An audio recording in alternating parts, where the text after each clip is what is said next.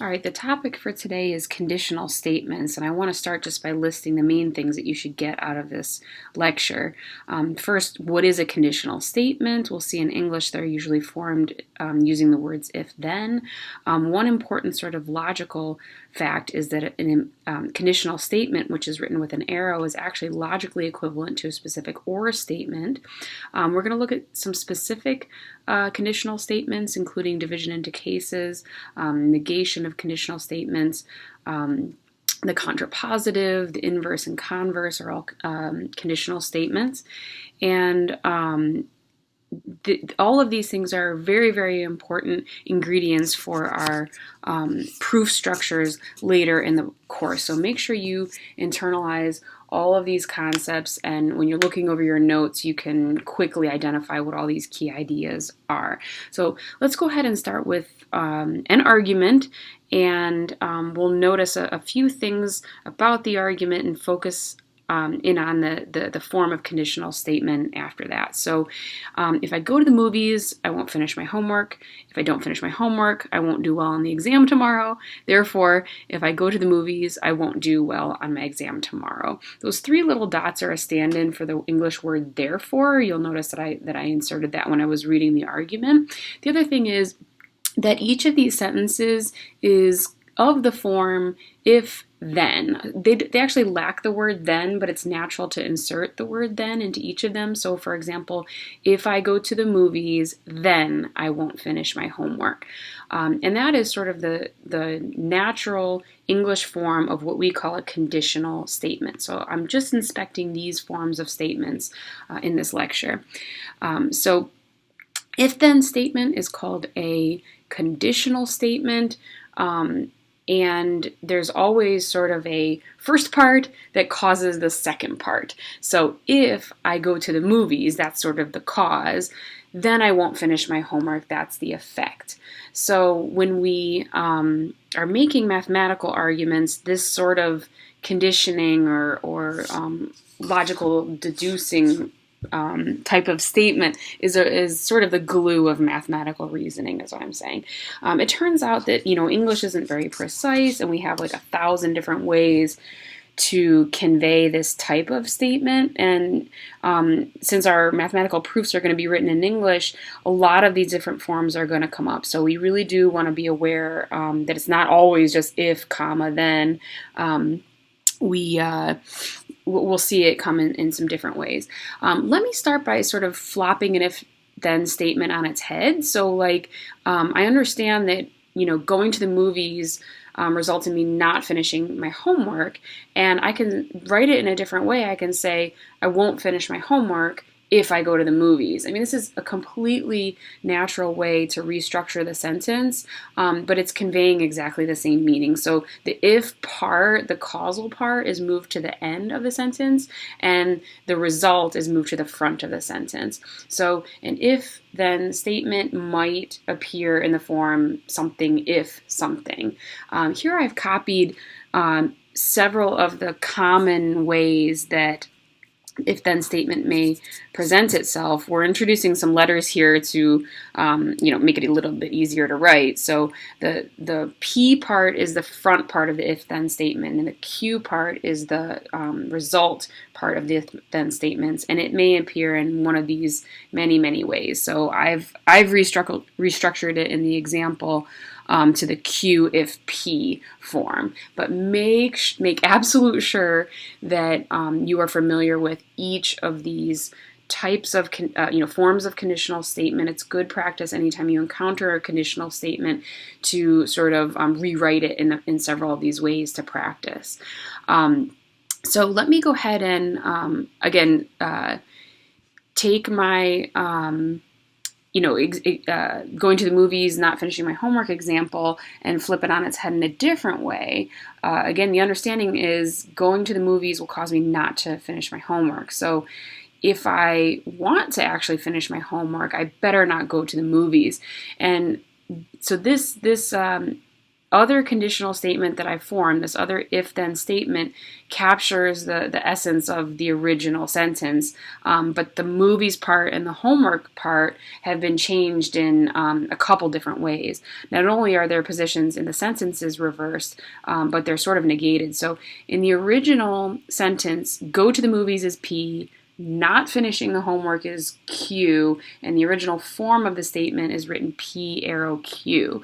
Notice here, if finish my homework, so that is the negation of the Q part of the conditional, then I will have not gone to the movies. So that's the negation of the front part of the conditional. In this way, I see that a P arrow Q conditional is the same as not Q arrow not P conditional. So we're going to have a number of related conditional statements to any given conditional, but this important one is called the contrapositive of the conditional. So given P arrow Q, sometimes that's read P implies Q, or if P then Q, then not Q implies not P, or if not Q then not P is called the contrapositive of that conditional statement. And from the example, I sort of understand that the contrapositive is logically equivalent to the original conditional. We'll inspect things carefully in truth tables later, but just kind of absorb right now from that example why the contrapositive would be logically equivalent to the original conditional. Okay, so for the other two conditional statements that one can form from an original conditional P implies Q, we start with Q implies P. This one is called the converse of P implies Q, and it is not equivalent to P implies Q. Pretty much any conditional statement you'll see in this section, if you flip it around like this, you're going to get a different meaning of the sentence. So think about the conditional statement. If an animal is a monkey, then it is a mammal. That's a conditional statement. If an animal is a monkey, then it's a mammal. And that happens to be a true statement because all monkeys are mammals. What would the converse statement of that conditional statement be? You can pause and think about it if you want. Well, it would be, if an animal is a mammal, then it is a monkey. And that is not true. For example, cats are mammals, but they're not monkeys. So in general, the converse, Q implies P, is not equivalent to the original conditional. Okay, the last conditional that you can sort of build from P's and Q's is not P implies not Q. And that one is called the inverse of the conditional. And, again, as an exercise, you can construct from our sentence, if an animal is a monkey, then it is a mammal. For practice, construct the inverse of that statement. And again, we'll see that this is not equivalent to P implies Q when we look at our truth tables. All right, so let's move over to truth tables and inspect these conditional statements a little bit further. I'll just build a truth table with two predicates P and Q, so I need 4 combinations of truth values that those two things could take on. I'll make a column for the original conditional P implies Q. Sometimes the LaTeX implies will work, but it doesn't in this equation editor, I guess. And then I'll do the inverse and converse and inverse rather. And then we'll pick up on with the contrapositive a little bit later. I'm going to take a little bit of a pause first to fully understand why the truth values of P implies Q are the way that they are. So let me inspect this statement, if an animal is a monkey, then it is a mammal, a little bit further. So I want to dig into this particular statement. I can do this with any conditional I like. But I'm going to take a real careful look at it and try and convince you that this if-then statement is actually an or statement in disguise. So I'm going to draw a diagram of all the animals in the world. So I'll draw a box that represents all the animals on the planet, let's say, and then I'm going to draw a circle that's going to represent the mammals. and then a smaller circle that represents the monkeys. So obviously there are more mammals than there are just monkeys. So the mammal circle, which I'm drawing now, is the bigger one, and then some of those mammals are actually monkeys.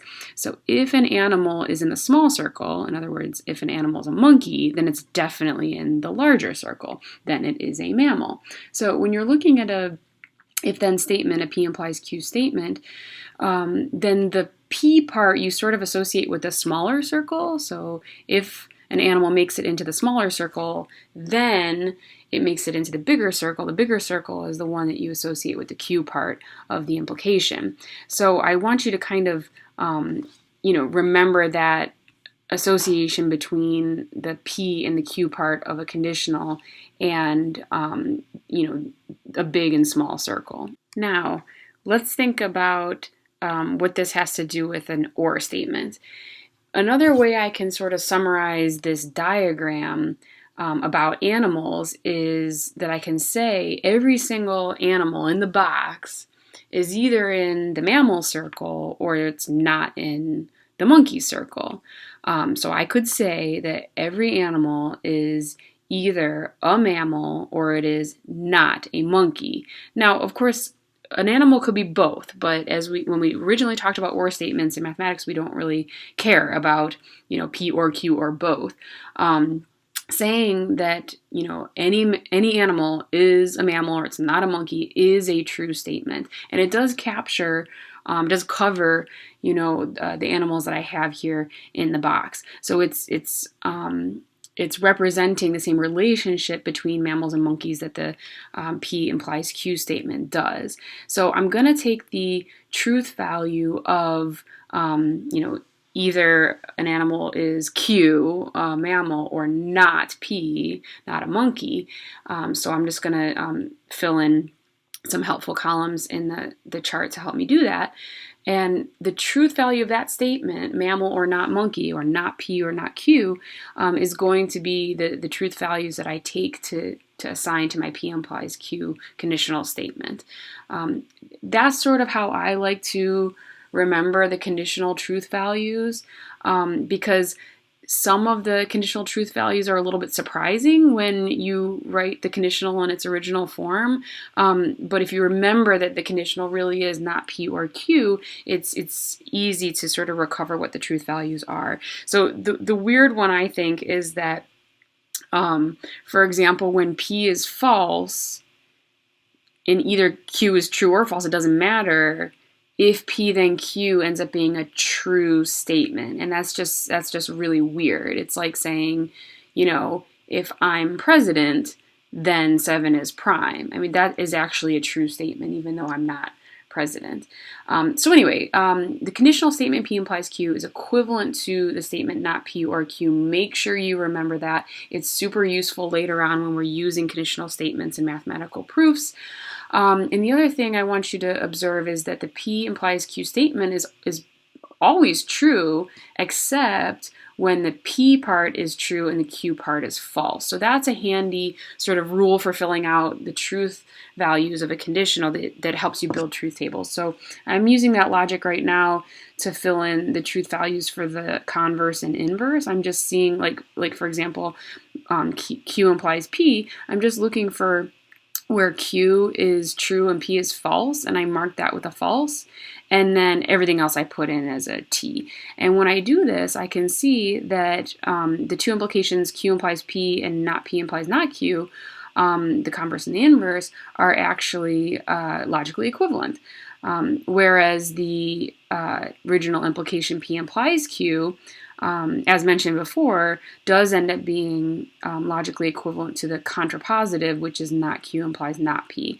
So again, if I'm going to fill out this column, not Q implies not P, I'm looking for where not Q is true and not P is false. And that's this row right here. So as you can see, this TFTT is the same TFTT that you see in the P implies Q, so that the original conditional is logically equivalent to its contrapositive. So do remember that the conditional is equivalent to contrapositive and the converse is equivalent to the inverse. What I want to do now is build the truth table for a biconditional statement. So a biconditional statement is like a, double direction conditional statement. So when the P is exactly, or has the, or what do I want to say? If the P and the Q are essentially the same thing, then P does imply Q and Q does imply P. And when we put those things together with an and, we get what's called a biconditional statement. A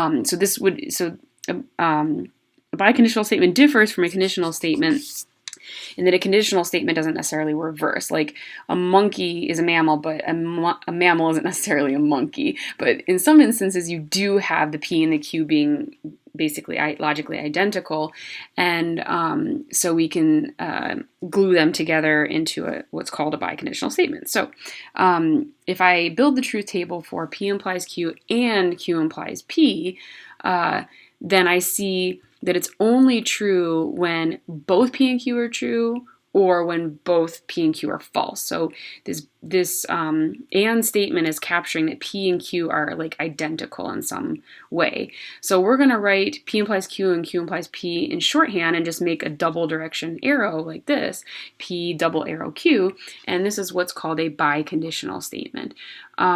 We often use the phrase if and only if when we are, expressing a biconditional thought in English. So the word if makes a reappearance here in this type of conditional statement. So let me go ahead and give you an example of a biconditional statement in English. And just be aware that as with anything, there's variation in English about how we express if and only if. So there's an if and only if statement about a computer program. Just look out for that phrase if and only if it is capturing P double arrow Q. Okay, so another truth table for yet another type of conditional discussion, I guess. A lot of times in complicated proofs, which we'll see in later chapters, we like to take the complicated argument and break it up into smaller arguments, and one way to do so is by proving something in cases. So this is sort of the logical underpinnings of that idea here. If you have P implies R and Q implies R, and you prove both of those things are true, P implies R and Q implies R, what you've proven is a conditional statement that involves an or with P and Q. So what I'm doing here is just filling out this truth table to demonstrate to you that the conditional statement in the final column, P or Q implies R, is actually the conjunction of two separate conditional statements, P implies R and Q implies R. So I'm sort of using the logic that conditionals are false when their front part is true and their back part is false, to sort of mark the false parts first and then filling the rest out with trues. After doing so, you'll see that indeed the 1, 2, 3, 4, 5, 6, and 8th columns are logically equivalent. So later on down the line, it will be helpful. We'll sort of want to prove something of the form of the last column, and instead we'll just do two tasks, which is prove the two components of the conjunction statement in the 6th column. So this, for example, is a proof that we might want to do later in the number theory section. And what we would do is to prove that n squared plus 5 is not divisible by 4 is to do two separate smaller tasks, which is that if n is even, n squared plus 5 is not divisible by 4, and if n is odd, n squared plus 5 is not divisible by 4. Those two separate arguments are going to be easier to do in isolation, and when you conjoin them together, you do get the full statement that you want. So more on that later. I just wanted to show you why we're establishing the notion of division into cases. All right, last type of conditional that I want to talk about is the negation of a conditional. This is a real subtle one. I've got a big fat warning at the end coming up here. Make sure you pay attention to this. I'm recopying a chart from above here that just has all the conditionals that you can build from an original P implies Q statement. So I've got the original implication, P implies Q. I got the converse, Q implies P. I got the contrapositive, and I got the inverse. Those are like all the conditionals you can make from P and Q. Right now I'm going to add a column and just write down what the truth values of the negation of the conditional P implies Q is. So what I'm doing is I'm writing out the negation of P implies Q. So if you remember what negation means, it means I just flip all the truth values. So I get false, true, false, false. And just observe here that false, true, false, false is not any of the columns that I have so far. So the negation of P implies Q is not the converse, is not the inverse, is not the contrapositive. It, in fact, is not an implication at all. It's not a conditional statement at all. So the negation of P implies Q is going to have to be sort of imagined in a different way. So the negation of P implies Q is the negation of not P or Q, right? And if I use De Morgan's laws, I get that that's P and not Q, all right? Look at that right there, P and not Q. That is not a conditional statement because it's not an or statement, but it is the negation of P implies Q. Later on down the line, we're going to be negating a lot of conditional statements, and it's a very common error to say, for example, that the negation of P implies Q is like not P implies not Q. But it's just not the case. That's a logically different statement than the negation of P implies Q. So especially when you are negating a conditional, envision it as an or statement. That's going to be helpful. Or just sort of memorize straight up that the negation of P implies Q is P and not Q. Okay, I'll leave it there.